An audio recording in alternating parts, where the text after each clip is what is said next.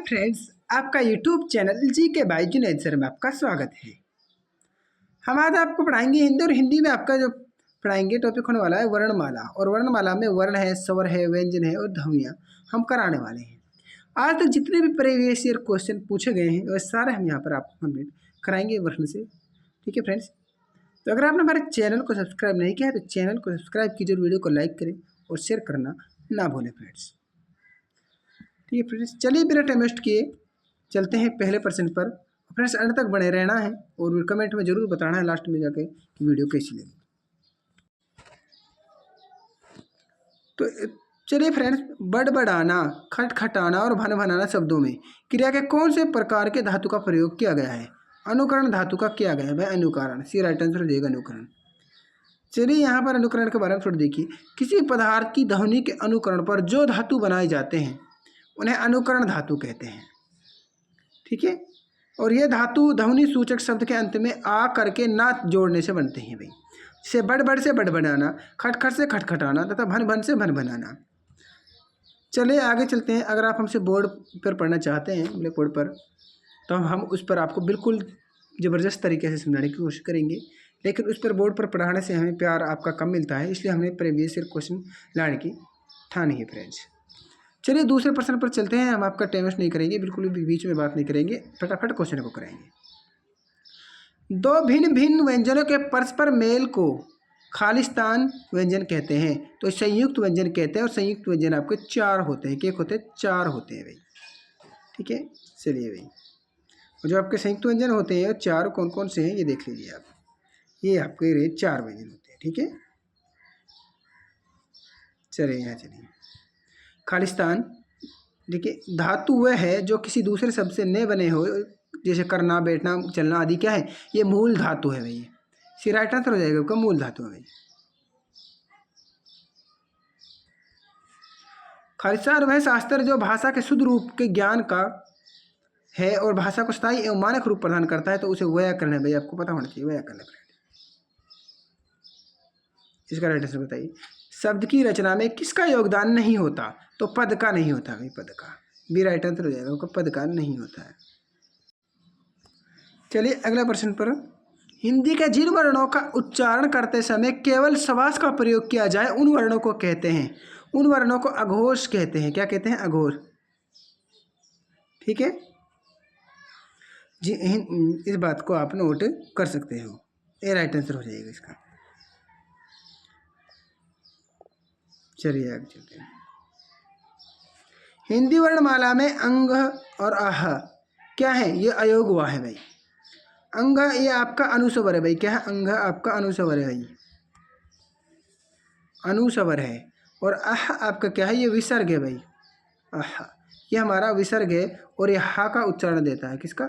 हा का उच्चारण देता है, आह। चलिए आगे। निम्नलिखित में कौन से वर्ण का उच्चारण स्थान तालु नहीं है भाई? दा। तो बी राइट आंसर हो जाएगा। ये हमारा दा है जो ये दंत का है भाई। ठीक है, तो बी हो जाएगा इसका राइट आंसर। बाकी हमारे तालु के हैं भाई। निम्नलिखित में कौन से वर्ण का उच्चारण स्थान मूर्धन्य नहीं है? तो था का नहीं है, तो ये हो जाएगा हमारा बी, था। ठीक है, था का मूर्धन्य नहीं है, इस बात को आप नोट कर सकते हो। चलिए आगे।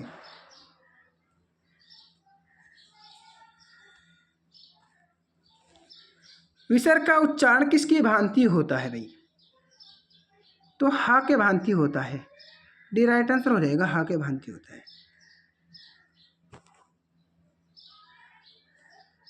यहां देख लीजिए, विसर्ग का उच्चारण हा वर्ण की भांति होता है।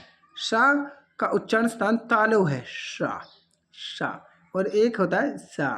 सा का उच्चारण स्थान दंत है तथा सा। ठीक है, सा।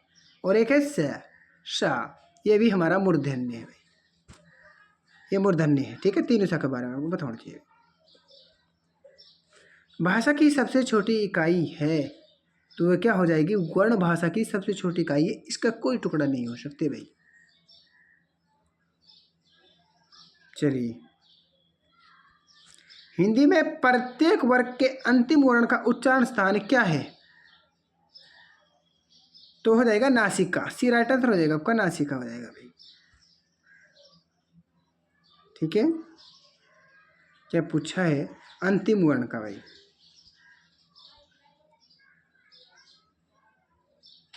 देख लीजिए यहाँ पर अंग, या, न, ठीक है, अण, ना और मा, ये होता है। चलिए आगे चलते हैं भाई।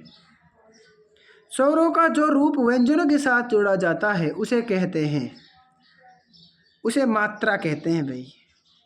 स्वरों का जो रूप व्यंजनों के साथ जोड़ा जाता है उसे मात्रा कहते हैं। और ठीक है, वर्णों के क्रमबद्ध या व्यवस्थित समूह को वर्णमाला कहते हैं भाई।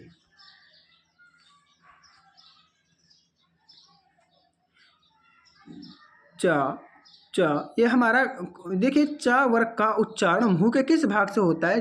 चा, तो ये हमारा तालु का होता है भाई। ठीक है, डी राइट आंसर हो जाएगा तालु।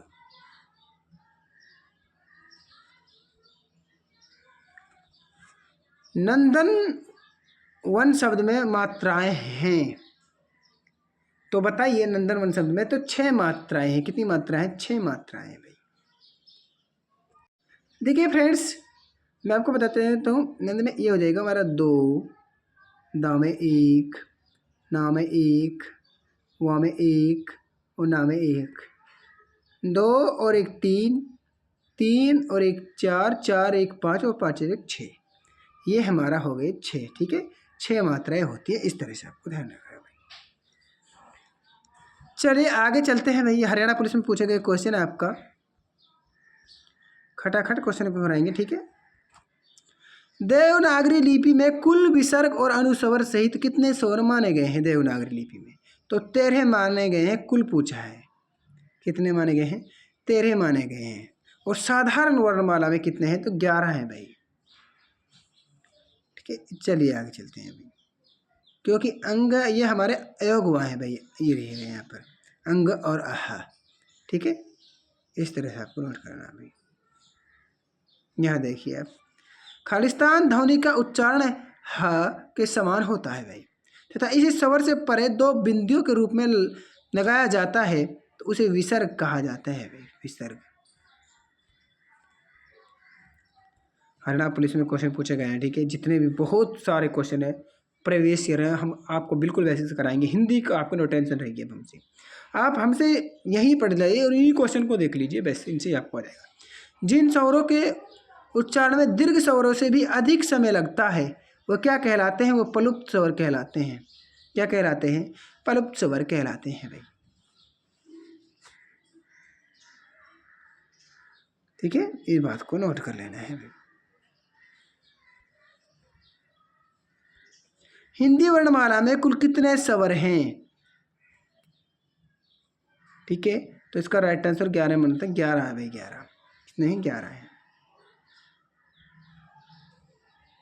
और स्वर 2 प्रकार के होते हैं हमारे, एक ठीक है, स्वर हर्षित स्वर और दीर्घ स्वर। हर्षित स्वर 4 होते हैं, दीर्घ स्वर आपके 7 होते हैं भाई। चलिए, उच्चारित शब्द को लिखने में प्रयुक्त लिपि चिन्हों के व्यवस्थित रूप को क्या कहते हैं? तो वर्तनी कहते हैं भाई। बी राइट आंसर हो जाएगा, वर्तनी कहते हैं। ठीक है फ्रेंड, यहाँ आपकी बिल्कुल क्लास वर्णमाला ख़त्म होती है और मिलते हैं अगली वीडियो में फ्रेंड्स। ठीक है, कमेंट में ज़रूर बताना है वीडियो कैसी लगी। वर्णमाला कंप्लीट है। अगली जो क्लास होगी आपकी, मैं आपको बता देता हूँ पहले, संज्ञा, लिंग, वचन, काल, कारक और वाच्य। ठीक है, इनके बारे में हम आपकी क्लास होगी फ्रेंड्स। आप मुझे फ्रेंड्स बता भी सकते हो भाई। ठीक है फ्रेंड्स, मैं इनका बिल्कुल विश्लेषण करा के भी आपको समझा सकता हूँ इसी माध्यम से। तो फ्रेंड्स कमेंट में ज़रूर बताना वीडियो कैसी लगी। और अगर आप हमारे बोर्ड मार्क्स में पढ़ना चाहते हैं तो बिल्कुल बेसिक से पढ़ना चाहते हैं हिंदी को, हाँ सर हमें हिंदी बिल्कुल बेसिक से पढ़ाइए, हम आपको इतना ही प्यार देंगे जितने प्रीवियस ईयर क्वेश्चन में दे रहे हैं। तो फ्रेंड्स हम आपको बोर्ड पर पढ़ाने की कोशिश करेंगे। तो मिलते हैं अगली वीडियो में, जब तक के लिए धन्यवाद फ्रेंड्स।